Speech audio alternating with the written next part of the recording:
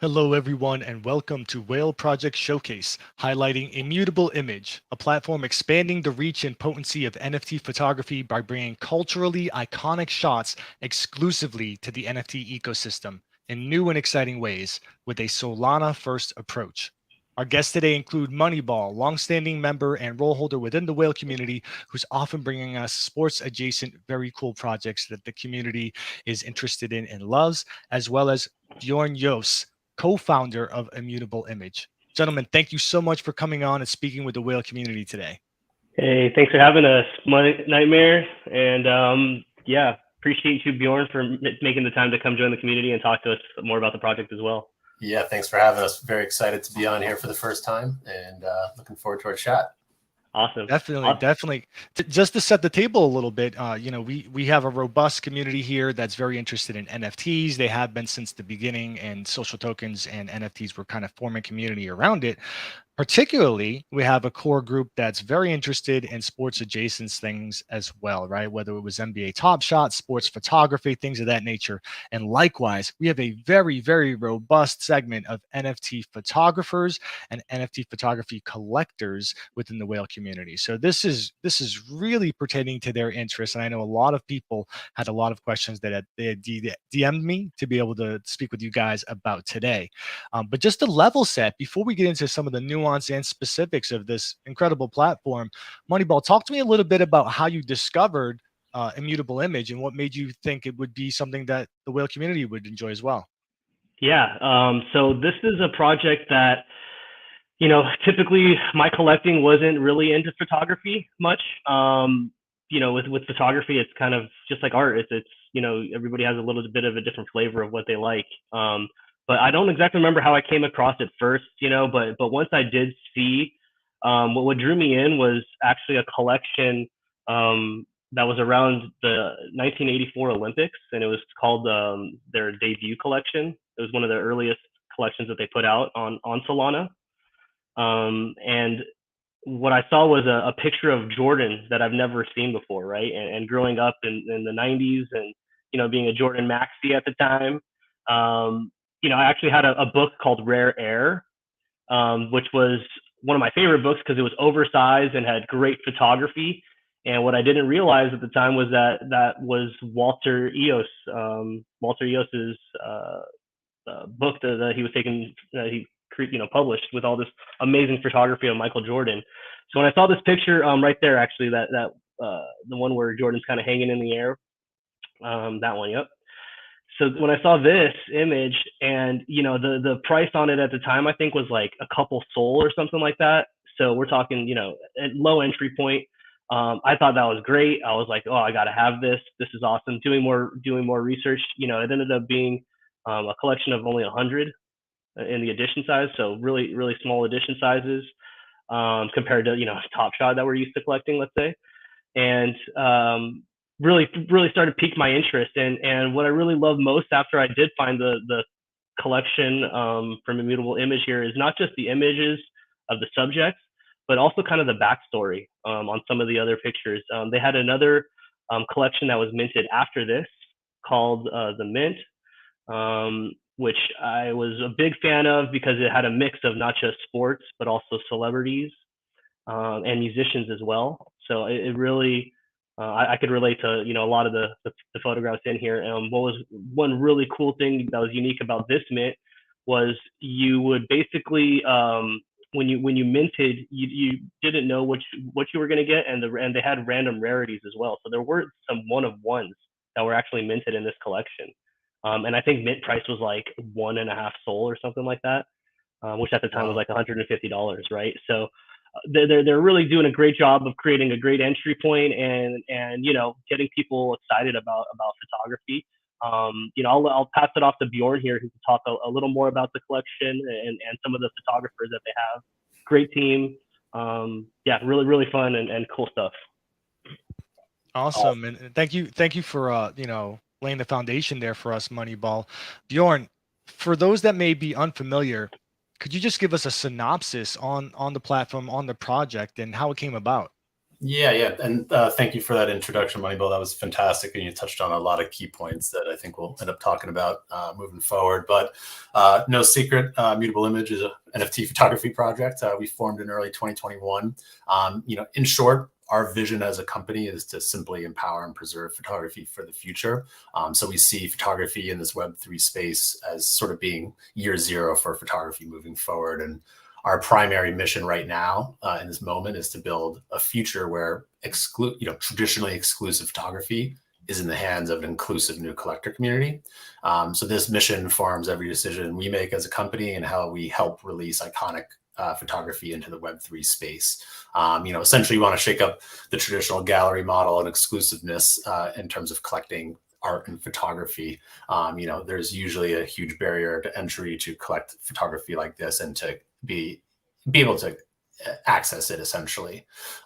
So we started, ironically, we actually did start in ETH when we first formed and started playing around in the space, but we quickly hopped over into Solana in June of last year when we connected with Metaplex as they first spun out of Solana and before they were even really their own entity and a company. So they kind of took us on. We're actually what they call a VIP partner with them and been working very closely for this past year with them. And they've been a huge help and a great resource and kind of helping us move along. But we really believe in Solana and find it a passionate and emerging community where we can be true to our mission. So what Justin was touching on with the Mint, which was our last activation that we did, we really were excited about utilizing Magic Eden's Launchpad, which is traditionally used for generative art projects. And I believe we're the first ones, certainly on Magic Eden or in Solana, to do a photography project released in that way. So we had 3 photographers, a total of 25 individual images, as a total supply of 500 editions broken up. So we had every photographer had a 1 of 1, there was 1 of 5s, 1 of 10s, up to editions of 50 as being the max. So for 1.5 SOL, or if you got on a whitelist and got a discounted rate, you could have been the lucky one that got the 1 of 1 Michael Jordan, or at worst, which is still great, an incredibly iconic and beautiful image that is an edition of 50, which, I think in the traditional photography space, so far, most people are kind of gravitating towards 1 of 1s, especially in ETH. But when you think about photography and, what we're used to in, the traditional print market, a 50 edition is not that big. And especially when we're talking about the global NFT community and millions of people collecting these things at some point down the line, that a 50 is going to actually be really incredibly rare. And we've actually found, that first edition we did of Michael Jordan to essentially be a better play in terms of financially for the artist and also for the community. And that's our biggest goal, is to make this accessible and beneficial to both sides of that coin. We want a community to be able to collect this stuff and have a low barrier of entry, but also that an edition of 100 can be just as lucrative and more lucrative than a 1 of 1 in many ways. But if you guys would like, I could kind of touch on a little bit about my background and my co-founder Jeff, who's not able to join us today, and kind of how we got into it a little bit more, if that makes sense. Sure, that was the other part of the question. How did this come about? Your interest in NFT photography, and you touched on accessibility and wanting things to be viable and some different different delivery methodologies. What was kind of the impetus behind that? What drove you to want to create the platform? Well, so a little bit about myself. I'm a second generation professional photography. I've got 20 years of experience working in the field of fashion and portrait entertainment photography. So I shoot for a lot of the top publications and global brands around the world. Everything from Vogue's to Harper's Bazaars to Tom Ford to Bonobos. It varies in terms of editorial and commercial work. But my photography expertise sort of combined with a passion that I've always had for technology and innovation led me to a deep dive in archive management and image technology, which is how Jeff and I first met in 2019. And that ultimately progressed into my involvement in NFT photography in early 2021, like a lot of people. So in short, I do my best to leverage my knowledge and network in the photography industry to curate and acquire top tier photographers and secure our vital photographic partnerships, I guess you could say. And then Jeff, on the other hand, he sort of leverages his decades of experience in bringing clarity and vision to the many ventures he's helped shepherd through launch and landing. He's spanned all digital mediums from live music to fashion to academic institutions. So he's a real digital veteran of Web 1, 2, and now 3, and a pioneer in this space, having spoken at the first NFT NYC conference in 2018. He's spoken at every single one except for one at this point. He'll be speaking at this year's as well. And essentially with his close connections to the tech and NFT industry and institutions, I would say a crazy intuition for what's next. He consistently helps ensure that Immutable Image is positioned at the forefront of what we think of as innovation in the space. But yeah, we kind of connected in early 2021 after a first project that kind of got halted because of the pandemic. And I mentioned I'm a second generation photographer, and the photographer that Moneyball was discussing earlier is my father, Walter Yost Jr., sports photographer, 60 years. And we kind of just started playing around with his work. We had unparalleled access and freedom to, kind of enter the space. And within a month of us talking, we had his first drop on Maker's Place, which was a crazy success. We had a couple editions in there, and we had a one-of-one Michael Jordan that went for 22.6 something ETH, which was like 56K at that point. So, kind of blew the roof off for us. And we fast followed with another one and did a couple more things in ETH, and then, quickly kind of hopped into Solana, and that's how it all started. And from there, it's just been pretty organic in terms of the photographers that we're working with and I've known and been introduced to. And it's, definitely a lot of strategy on the back end, but it's been very organic, the whole process. I love the marriage of, deep understanding of photography and the tech as well, because oftentimes we have people discuss platforms like this that are really coming from the traditional media side and trying to understand how they can fit it into the technological revolution that's happening with NFTs and the blockchain. And you've really been straddling both worlds for quite some time. So knowing that, and that your progression down these other alt chains is happening with uh, caveats and understanding how ETH works, how the ecosystem works well, I think bodes well for anyone listening or tuning in, and could give them a lot of confidence in what you guys both have done and should be doing moving forward. So I'm excited to hear a little bit more about that vision and what's Yeah. next as well. Yeah, and it's worth noting because it doesn't get spoken about a lot, but Jeff as well has a photography heritage. It started with his great uncle in Dresden, Germany, in the 20s. Actually, built one of the first, or invented one of the first collapsible bellows cameras. And then during the war, they fled his family and moved to Los Angeles. And his uncle and his aunt created the Studio City Camera Exchange, where Jeff basically kind of spent his youth growing up. So he's got quite a bit of a photography heritage as well. So basically, as multi-generational photographers and web pioneers dedicated to uplifting culture via tech, this is really personal for us.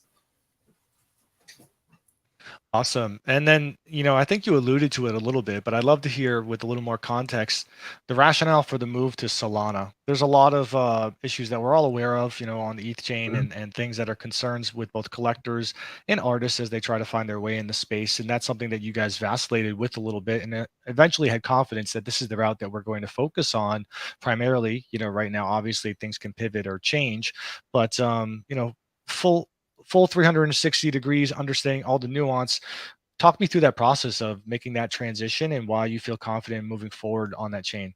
Yeah, well, I mean, it basically goes down to our mission, which is to, create an inclusive, bring what is traditionally exclusive photography into an inclusive new collector community. And we feel like to do that, we need to make it a more accessible way of collecting. And Solana allows for that. Not everyone can go spend one ETH on a one NFT and spend the cost of the gas fees. And with Solana, what we can do is we can sell things at $50, and people can trade it at a $5 or $10 increase, and that can be beneficial.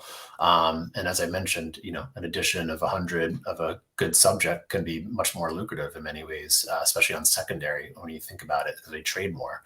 So for us, it was a smart decision, and although we were very early, even in the ETH space, we kind of put a lot of energy into Solana over the last year, and I'd say we weren't as participating as much in ETH.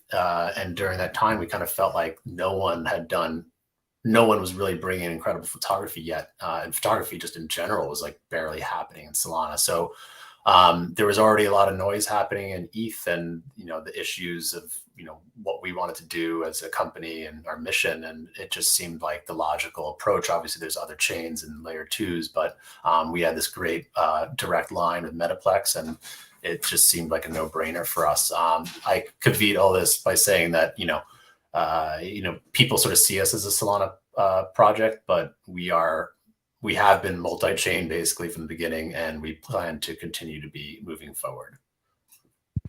Yeah, and you should be, right. You got to be nimble to be able to, and agile to be able to respond to the market and to the tech as well. But I think I had seen something on your site or some of your documentation at some point saying that right now, that's what you're trying to focus on, is trying to emphasize that in the near future and in the near term.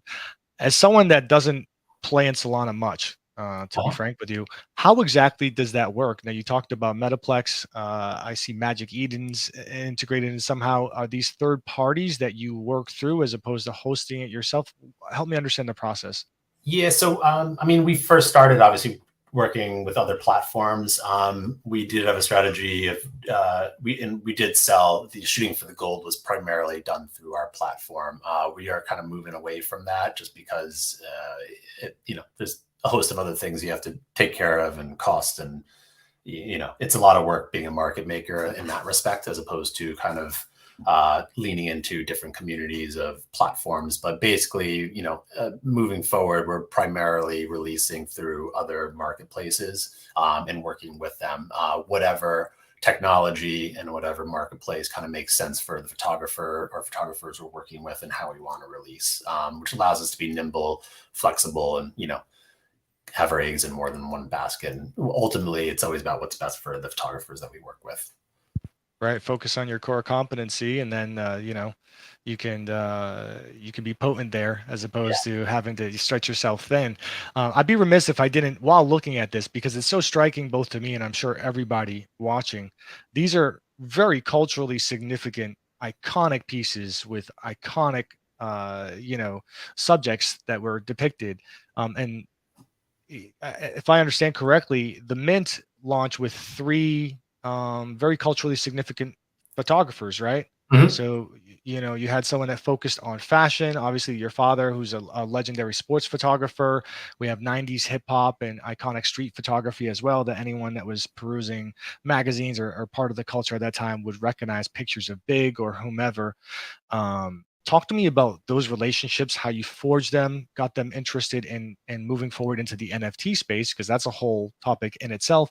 And then what was the intent? Because it's very deliberate, an emotional callback to these iconic moments that were from, I want to say, the 90s timeframe. Yeah, it was like I'd say everything was, I think, early 90s to a couple like early 2000s. But how we get in touch with our artists is, it's, obviously my father that's a no-brainer. Don't need to explain that. You know, Sante, we actually met his people at the NFT conference last year. And a lot of this is just through relationships and friends and speaking with people, and, you know, things just happen, as I said, sort of organically. Katie is a very close friend of someone I've worked with for years. And I'll be honest, it's not always easy. Some people are gung-ho, and, you know, we've had things we've released that have flopped, and we've had things that have been just absolute hits. And, you know, it's hard to work through these things. And these photographers have put a lot of trust in us. And what's been great about working with my father's work is that I have this access and ability to play around in a way that wouldn't be normally handed to me with someone that I don't have that relationship with. So I think what our artists have been able to see is that we've been able to experiment and play and try different things and test with wins and losses on every side, and come to us and basically just put their trust in us. And we've, you know, it's not always in our control, is the market and how things release, timing. And, you know, even for Katie, we had, you know, released her first Biggie Polaroid as a 101. You know, we all thought it was going to go for more. You know, we had a Sante the day later that went for, you know, 69 soul. Hers went for 20. And I was sort of surprised. And, you know, at a certain point, you know, she now is fully kind of changed, and not changed, but like, you know, has full confidence in us. And, you know, just takes some time and work, and doing things like the Mint, which was a huge success, you know, obviously changes those perceptions. And yeah, it's just, you know, trial and error, and you know, one step, baby step at a time, essentially. Right. So the progression here was it first launched with these debuts. Is that correct? Yeah, so we started with the debuts with 5 artists. So Walter, we had Christopher Anderson, who's incredible, like one of the most significant photographers of his generation right now, magnum photographer. We had Wayne Lawrence, who's an incredible documentary portraitist, just insanely talented. Katie Gonzalez released one of her really sort of iconic Biggie Small Polaroids that she shot like days before he released his Ready to Die album. We did Sante. We released a 1 of 1 Kate Moss Polaroid of his, which went for 69 soul at the time, which was amazing. Had a crazy bidding war. But that was sort of our lead in with Magic Eden. And then we basically just did Walter, Sante, and Katie for the Mint. And as you noted, the theme was sports, music, and fashion. And, you know, some of them crossed over multiples of those. Sante has shot a lot of athletes. He's shot musicians, of course. He had an Axl Rose in there. He had sports pictures of Mike Tyson and Rodman, and Katie is primarily music. But that's how we started. And yeah, we wanted a little bit of a nostalgia in there. You know, I think everything that's sort of in this space is very new, and new ways of working, which is amazing, and which we will be embracing as well in terms of who we hope to be working with moving forward. But we really kind of want to tie back to like the roots of photography and the roots from, you know, my background as well, and kind of start there. Not too much beyond that. I find it really intriguing. There's been a lot of projects that have resonated lately, and they have this amalgamation of nostalgia and callback to something culturally significant, and the new tech in a way that you know, that's kind of a seamless integration instead of kind of ostracizing one or the other. So this definitely falls in line with that, and I can see the appeal. You know, now they've had the opportunity to really go through it and experience both, you know, some of what you presented from an artistic standpoint, but the vision of your project. It definitely draws me in as a collector. My understanding is the Mint was a huge success for you guys, right? It sold out in just minutes. Yeah, we started with a pre-sale, a couple whitelist tiers that we had, and then once we hit public, it sold out in like 2.5 minutes. So it Wow. was amazing. Yeah, it was incredible. You know, for us, we've been kind of doing 1 of 1s and small, you know, just sort of smaller things here and there. So we had a good confidence going into it. At one point, it started freaking out, thought the whole thing was crumbling, like most things. But then hit public and was just like, you know, our mind was blown. It was just amazing to see people gravitate and like finally get, you know, we feel like we've been screaming from the hilltops for a year, being like, we haven't even released, you know, the best of what we have yet. I mean, these are all incredible imagery, but we have Right. in pipeline, which we're just waiting to release in the right way at the right time, is just mind-boggling. And we were really excited to see the community actually really start to get it, and the community to kind of come together with all the whitelists and Discord and Twitter, just all sort of finally came together for us. Mm-hmm. Which is hard in Solana. It's a young ecosystem in terms of collecting, and I don't think it's fully there yet with photography. So we're definitely early and doing a ton of education, but it's getting there. And I truly do believe that if you want mass adoption, you can't have the barriers of entry of costs and the problems that Ethereum. We'll use it for certain scenarios, but if you want to kind of make this a bigger thing, we feel like that it really lends itself to what we want to do.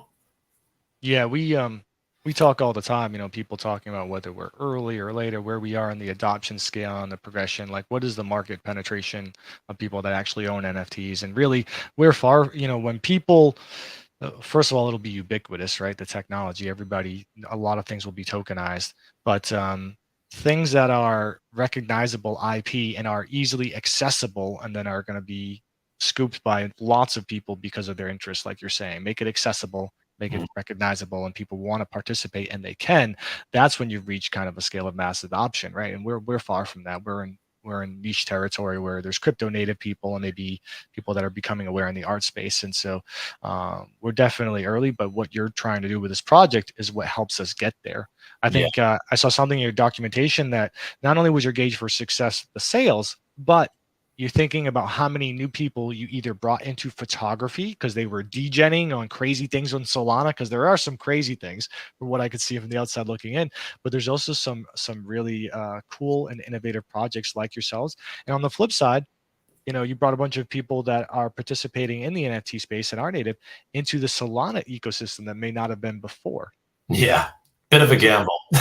Right. So, I mean, and using those as kind of metrics and goals is ambitious, but I think talks to the longevity that you could have in the space and really building out the market as well as, your own platform. Moneyball, were you buying on Solana before this? Yes, I was actually. Yeah. I was on Solana for a couple other projects, PDE gaming related. So this is actually, yeah. You know what? I just remembered now. I remember who got that 101 Biggie. Oh yeah. That was actually how I found the project, through Metaneza. Exactly. Yeah. And he's kind of a Sol. He's a big Sol. I won't say influencer, but he's all over the place on Sol. He's one of those degen guys that just mints a lot of stuff. But we actually got a nice relationship through that. I saw him post a picture of that 101 Biggie, and I was like, that's awesome. Like, never seen that before. And then he kind of introduced me into Immutable. Yeah. And I just went down the wormhole. So that's exactly it. Like, it's all about the accessibility. You know what I mean? Like, this wouldn't be successful on ETH, right? If you're paying more in gas fees to even get the NFT itself. So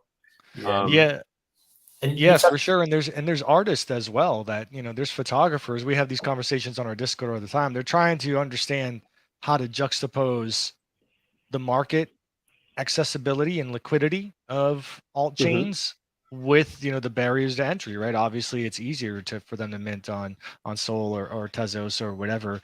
Where's the market going to evolve for photography where it's viable for them? Yeah, it's been, I mean, I'll be honest, it comes with its challenges. As I said, it's a young new ecosystem and people are transitioning to it and it's evolving. But our goal with our community is to turn NFT collectors into photography lovers and photography lovers into NFT collectors, which is a tough ask because, as you noted earlier, the utilities of NFT photographs are different than the utilities of a generative art project, right?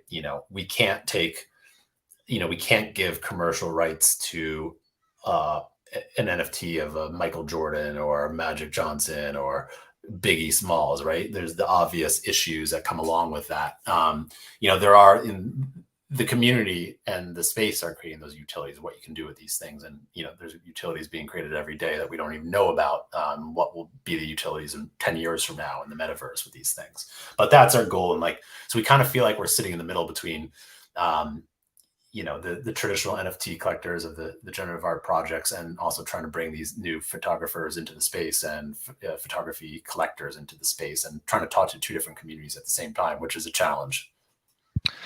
Well, I'll tell you, we have these types of conversations with lots of platforms that are trying experimental things, and I really like the vision and what you guys are trying to do, both from my perspective of speaking with lots of projects and having some insight into the ongoings on the back end, as well as just from a collector. So, to me, some of the things that you're doing from an experimentation standpoint makes me more apt to get into an ecosystem that I traditionally wouldn't. So, for example, the mint was a bunch of blind mints, right, with varying scarcity levels that you could obtain. But at the same time, your platform has additions, I believe I saw on there, and one-of-one auctions, and I see curated exhibits. So you're really running the gamut of bringing different, having different opportunities to pull people in and then make them a viable part of your community and ecosystem.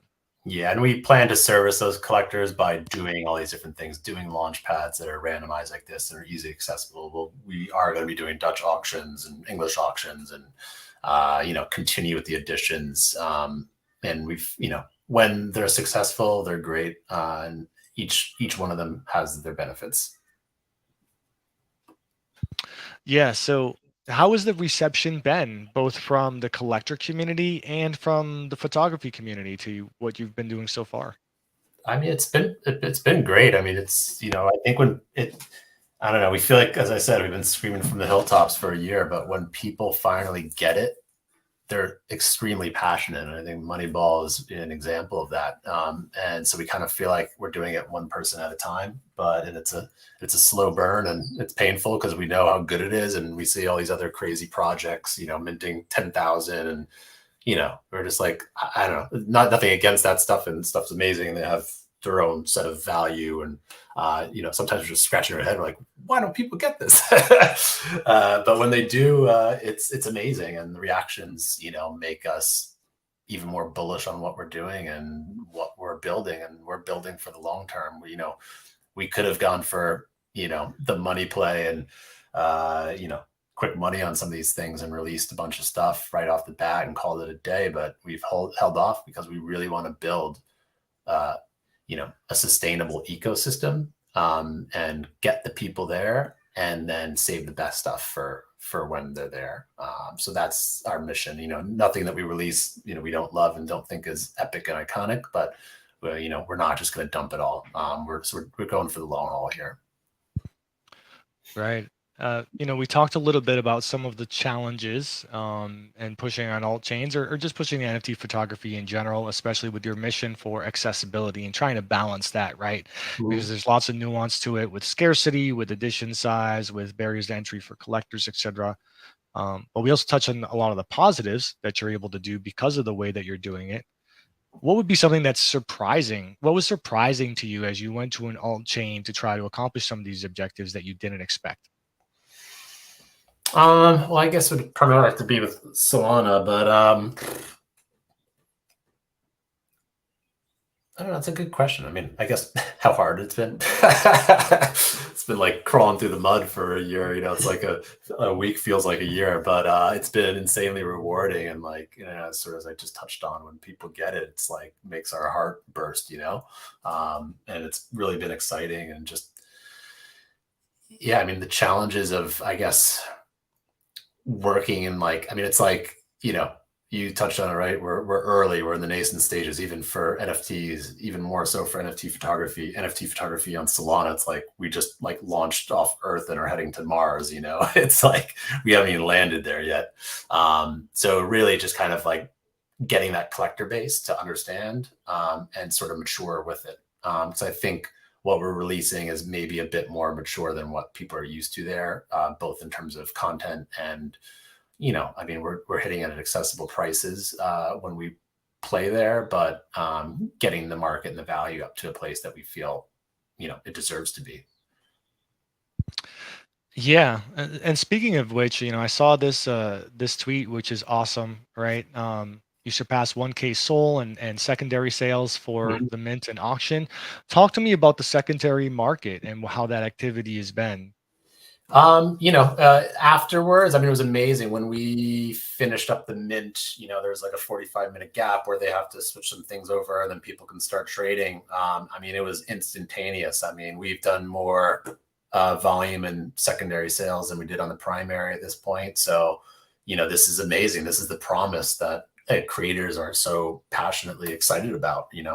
Creators have been getting screwed for eternity, never being able to participate in their secondary sales and auctions. And here we are, they're like sitting there and they're seeing their work trade, they're participating in it. And it's been really amazing. I mean, it fluctuates. And funnily enough, at the beginning of this, as the market started to turn a couple of weeks ago, volume started going up and prices started going up, which was amazing. Every day it's a little bit different, but the main collection here is the mints one.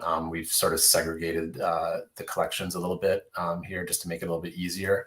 But yeah, I mean, we've been very busy working on our next activation, and I think with that, interest starts to wane a little bit. But I think as we start releasing more information about it starting next week, hopefully some activity picks up again and people see the value of these things. With SOL down so much, most of these things are a steal right now. Yeah, I was gonna that may be good to transition into the giveaway. Yeah, absolutely. Well, I do want to get to the giveaway, but I do have another question that someone had DM'd me to ask, so I just wanted to make sure. It kind of connects well to what we were just talking about. They had sent me a question, said there seems to be apprehension from large collectors. Have you had conversations? What is that like in bridging people over to Solana and chains that are not ETH for photography? In terms of photographers that we're working with, you mean? No, so collectors, sometimes there's a conversation. Yeah, this is cool, this is great, but I feel like the viability long term for things that I'm trying to invest in or hold for resale value, etc. ETH is the chain that I would traditionally go to. How Yeah. have you been having those conversations, and have they been progressing with people being more open to collecting for longevity on other chains? That's a good question. To be honest, I mean, personally on my end, I haven't had that many conversations like that with people, but I understand that is a concern. I think everyone's sort of concerned about which chain is going to win or how many are going to be viable in the long term.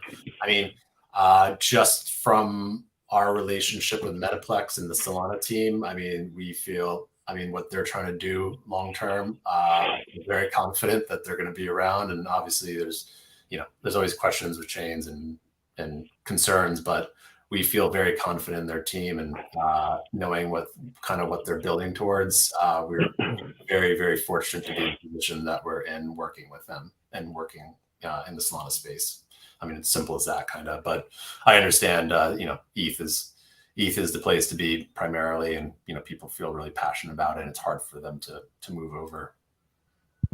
I think a lot of chains are finding their niche and viability in different ways. I recently found my way into Tezos for traditional crypto art, and really enjoying my time there with some of the stuff that I particularly like to collect, like glitch art or whatever. And perhaps Solana will be a good home for NFT photography. I know of other platforms that are really more focused on the experience for the photographers at this point in time, trying to bridge and build stuff there as well. So this may be, the home base for it. We'll see. More to come as this evolves. Yeah, Tezos definitely has a passionate community of photographers in there as well, and we're looking there as in addition to Solana.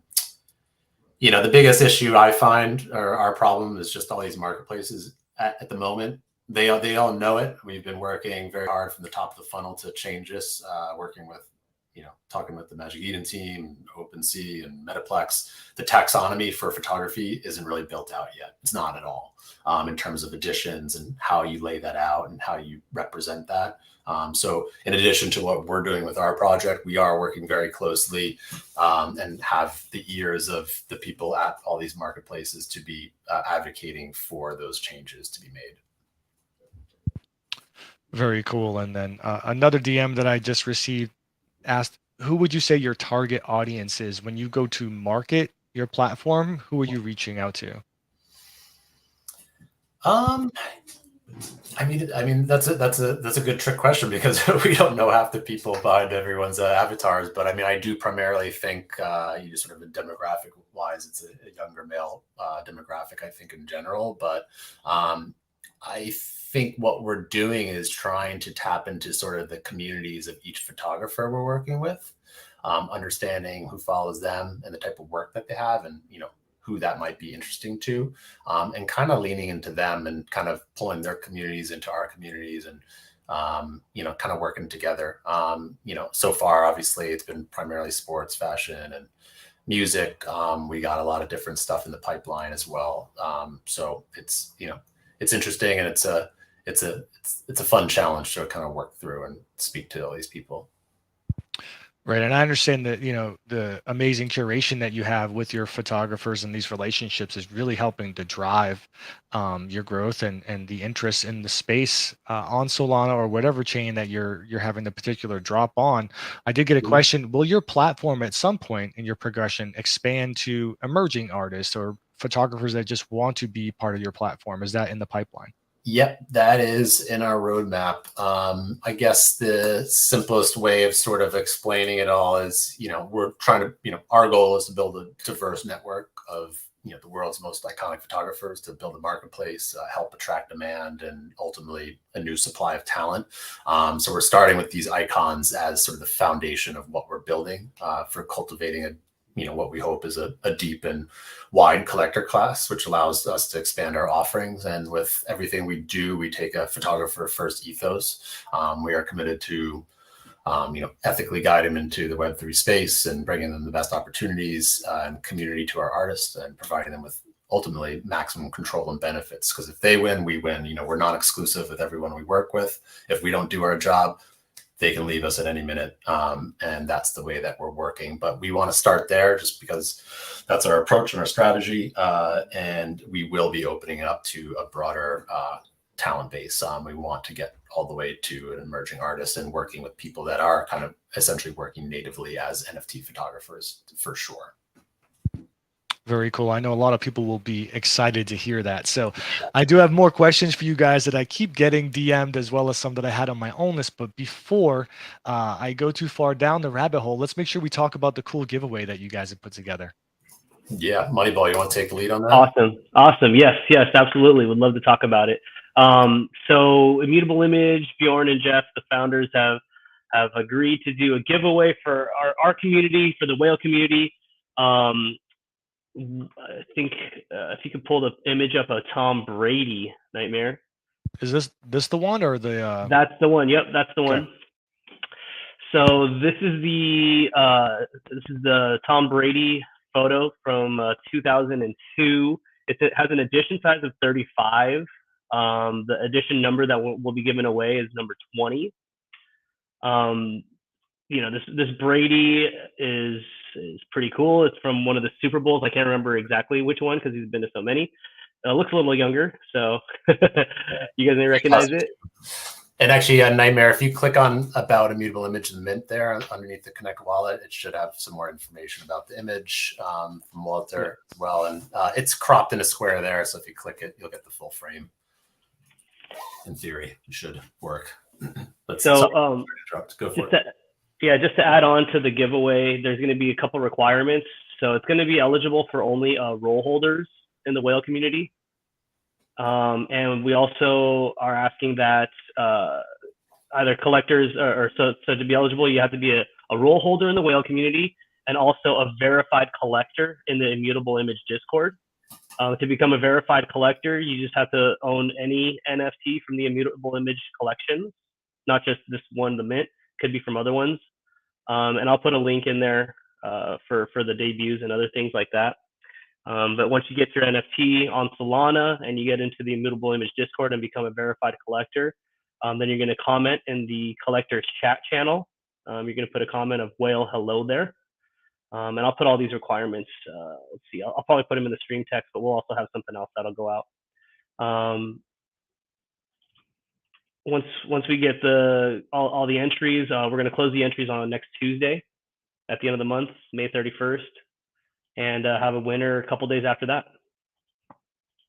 Very cool. I'm trying to I was embarrassed that I didn't know what picture this is from. I think this actually might be from the first. I think this might be from the Rams Super Bowl game, the 2001 2002 win. Awesome. And I had to try to discern that by the placement of his wristband on his forearm. But for anyone tuning in that doesn't know, extra embarrassed because I'm a lifelong Pats fan and a super fan. I think it's kind of the what seems like a fisheye effect or something here. I'm a little awestruck at it. But I did take a screenshot Yeah. of some of the details for the giveaway, guys. This is super dope. So basically, if you're a role holder, and I guess it looks like if you also get the role in the Immutable Image Discord by scooping, a piece off of secondary, and there's lots of pieces that are available, right?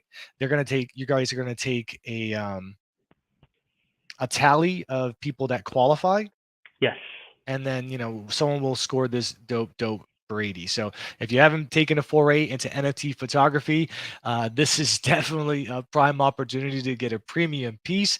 And if you have, man, I'm sure you wouldn't be. I'm sure you'd be kicking yourself if you didn't take a shot at a Tom Brady. So I'm definitely going to get in that. That's super cool. And if someone does scoop it besides me, shoot me a DM. We may have to work something out. But thank you guys so much. That's Yeah. incredible for a giveaway. Yeah. And yeah, that's our giveaway. And I think if we do have Walter available, we could bring our guest speaker up here, and he could talk maybe more about the Brady image and any other stories that he would have to tell, because he tells great stories. Yeah, we got a surprise guest. Walter Yost himself is with me today, so he's here to say hello. He could talk about this picture and sort of his experience in the NFT space. So say hello. Good afternoon, or good morning, wherever you are. Hello, Walter, and welcome back. We've loved our other conversations with you here at the Whale Community. By the way, that's how I recognize what year this Brady photograph was his wristband. Plus, it was in the Superdome. Ah, yes. Well, at least I had one of the things top of mind to be able to recognize I've always it. wondered that guy in the white shirt, who he is, who's staring at my camera. You know what? At a quick glance, I thought it might be Bill Simmons, but obviously it's not. Walter, since we're talking about this picture and we have you, I'm a conflicted Boston fan, right? Obviously loved Brady for a long time. I feel like a lover scorned at this point. They went on and dated someone else and got married and have a great life. How was your interpretation of your time spent with Brady? How would you characterize him as a person? Well, you don't get to know anyone at a game. I did a couple of shoots with him years ago. I did a Sportsman of the Year with Brady. So it was a long time ago, before he was, like a biblical figure in sport. But he's always been great. And he was always fine. He was, he was a professional. Most of the best athletes are, they're professional when you get with them. I mean, listen, you know what? I don't know how many times he's going to come back. Right. But I'm happy he's come back. Well, keep playing as long as you can. The best part of your life as an athlete is when you play. Once it's over, the best part of your life is ceased. Most careers are over at 35, 38 at maximum. So it's a very short career as an athlete. And, the adulation, everything that goes with it is very special. You never find that again. Well, he has a $37.5 million per year contract to do studio work, as an analyst. So if he does decide to come back, I mean, there's no debating his competitive spirit. I don't think there is now, right? I have to see past, and I think with some distance from the relationship, I'd be able to do that, right?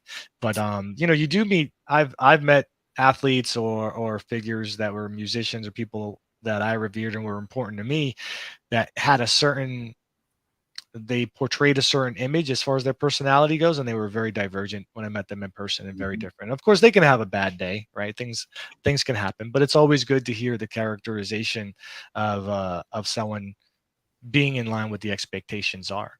So with that, I'd ask you the question: who is someone that, as an athlete or however they are in a public persona, is very intimidating and monstrous, and when you met them they were just very congenial and just a gentle giant? Well, I think of a former married couple in tennis. Jimmy Connors married Chris Everett. Chris Everett was known as the Ice Maiden. She was the total opposite of an ice maiden. When you're on the court, you have to play a certain way. You can't be, Mr. Personality or Miss Personality. Jimmy Connors, who was like the assassin, was the complete opposite off the court also. Very charming and warm. And so I always remember the two of them. And, their marriage didn't last too long. But Right. complete opposites. I mean, Interesting. I would not have expected that at all. no.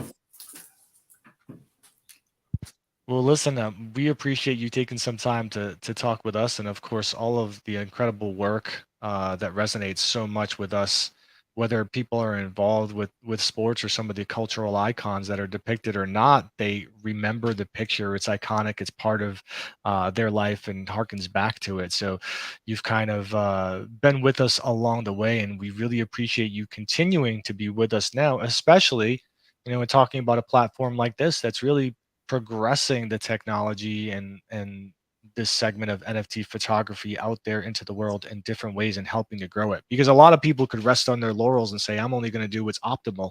And you're really taking some absolute gems and saying, hey, guys, let's not only put this out there, let's experiment a little bit. So that's very cool. Mm-hmm. Hey, he's always broken the rules from day one. So that's it. If you play by the rules, you don't get anywhere sometimes. Oh, let's go to this Michael Phelps picture up in the top corner. Can you see that picture? Yeah. Yes. So I was sent by a magazine that's defunct now called Boy's Life to photograph Michael Phelps outside of Baltimore. So when I arrived, the pool where I was going to do a shoot was empty. And so I'm like, what? I'm going to do a swim in. There's an empty pool. And so because there's no water in the pool, I climbed down to the bottom below the platform where he's going to dive from, the starting block. And I could get like 8 feet down, 9 feet down and get an angle I would never have had before or thought about. So you always have to adapt because every shoot you go on, something's going to be amiss. And if the pool were full, I don't know what I would have done. Right. That's cool. And for everyone that's looking at this stuff, if you do go to immutableimage.com, which we are overhauling behind the scenes, a lot's down since most of the stuff we directly sold is off there. But if you go to artist and Walter's page at the bottom, there are links out to all the collections he's released so far, from ETH to Soul. So those ones we were just looking at were part of the Goats release on the bottom right. Those were Maker's Place. Actually, all bottom 3 were Makers. And then the top ones are the Soul releases. So they link out to all the pages if you want easy access to seeing some of that stuff. Yes, I know there was quite the squabble over some of these pieces, in particular the Garnet on one of the prior releases. So very familiar with a lot of these pieces, and looking forward to digging into not only what's out there on Solana now and I can get my hands on, but what's to come. I can only imagine you guys have held back some gems to be able to really push the gas as you move forward. I mean, from my dad, there's a lot of stuff, and there's some really cool things that have never been seen that I think people are going to lose their marbles over. I'll say those relate to Jordan. That's all I'll say. And then in terms of Immutable Image as a whole, our next release is we've basically been partnered for the last 6 months or 7 months working with Canon USA, the camera company, directly. And we are doing a release of some of their what they call their legend photographers. These are people that have just been absolute legends in their field of photography. We are releasing that. I believe we're scheduled for June 28th. We have 7 photographers. My dad is a part of that because he is one of their legends. And so we will announce and release a link to a landing page through our Discord and Twitter, probably either over the weekend or early next week. We just have a few final details to put on there before we put it out into the public, but we are very excited about that. We have some truly, truly, truly legendary people that are working with us and releasing work for the first time in the Web3 space. So very excited about it. Is that where the mind-blowing Jordan Alpha drop is going to happen, or is that for another project? That'll be for another day. Yeah. Okay. There might be a Jordan in there. You never know. Okay. And I understand, like, for the Mint, you guys also had kind of a white list of some sorts where people that were early participants were able to ensure that they had a space or possibly a slightly different rate. Is the best way to stay up to date on what you guys are dropping and being involved at the onset to be in your Discord? Yep, for whitelist, primarily in the Discord's the best place. So anyone that is a holder of our first MJ 1984, that's sort of our OG collector group. If you have that, you are, tier one. All collectors and holders of Immutable Images will be, I believe, tier one as well. So if you want to get early access, that's the place to do it. And Nicholas, our community manager, is great. And, just say hi to him, and he'll be releasing all that info, over the next couple of weeks. Very cool. I'd be remiss if I didn't ask you about plans for the metaverse, seeing that you have a location in Decentraland, which I was running around in a little bit earlier. Yeah. Talk to me about this, and what you're doing, and possibly what your vision is for other things you could do. Yeah, so we actually did this like literally right away when we first started. We were I think maybe the first gallery in the Vegas Arts District, or certainly the first photography gallery. We've basically, when we have shows, we put the images in there, even if it's on Soul, we'll link out. And we've been having some events there. It's been a minute since the last one. We've had a handful, like Crypto Sports Week held an event in there earlier in the year, and a couple other ones, some live streams we'll do on that front wall when you walk in. But basically, yeah, it's just a fun way for us to have some events and people to see the imagery in the metaverse. And I think similar to our strategy in general of being multi-chain, we hope to continue to do that with our gallery spaces and multiple metaverses and kind of reach people throughout.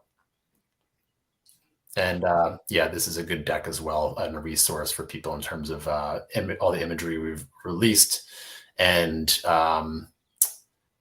actually, this is actually probably an older deck. There's another one I can link to you guys, but basically all our images with updated information and edition sizes and where they live. Basically our master collection. Awesome. So, it definitely lends to what we had talked about earlier, that you guys are really in this space, right? You're not coming from somewhere else and trying to shoehorn what you're looking to do into the NFT technology or culture. You've been here, man, and you're continuing to do it. So we're excited to see where this continues to grow. We're excited to see what's coming up next. And I'm excited to try to win this Brady that we had just talked about. No squabbling, please. I love that word, squabble. Yeah. Hey. I got to make it happen. We'll figure it out. So we'll put reminders into our socials and into our Discord for people that want to try to get their hands on the Brady. This giveaway is very accessible if you're a role holder in both communities. So we'll be able to share that with everybody and get them on board. And guys, I really, really appreciate you coming on and explaining what you're looking to do with the platform. Please come back again. We'd love to talk when you have your next drop or your next project and learn more about where things are progressing and what's next for you. Yeah, we would absolutely love that. We got some incredible people and some incredible stories, just their biographies alone. Some of these guys should have movies about them. So we would love to be on and maybe try to get a couple of the artists as well if we can. Yeah, we have a new segment here, Camera Culture, where literally it's about talking about the photographer and some of the nuance on their equipment that they were using, angles, shots, and some of what goes into their artistry. So we'd love to have that context for our next discussion and be able to learn more about the amazing creatives that you guys are working with. Yeah, I got someone immediately in mind out of this group that would be mind-blowing story for you. So I'm excited. Excellent. Looking forward to it. I think this Brady knows it's coming to my wallet, so it's playing hard to get at the moment. So we'll circle back to that in a little bit. But guys, thank you so much for spending time with us today. Again, we'll put all of the links to your project in the socials, and we'll look forward to following up and seeing who scores that Brady, as well as the details on the new drop when they come out. Absolutely. Thanks for having us, Nightmare. Thank you. Thank you, Moneyball, for awesome. Get that Tom Brady. I'm on it. Yeah. I'm on it, guys. Have a good one. All right. All right. Take care. Bye.